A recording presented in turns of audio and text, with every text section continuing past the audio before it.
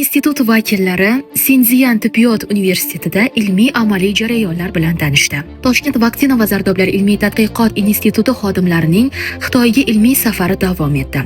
Dastur doirasidagi navbatdagi tashrif Sindziyan tibbiyot universitetining birinchi klinikasida amalga oshirildi. Tashrif davomida ishtirokchilar klinikaning faoliyati, tibbiy jarayonlar, ilmiy tadqiqotlar olib borilish tartibi hamda zamonaviy diagnostika va davolash bo'limlari bilan tanishdilar.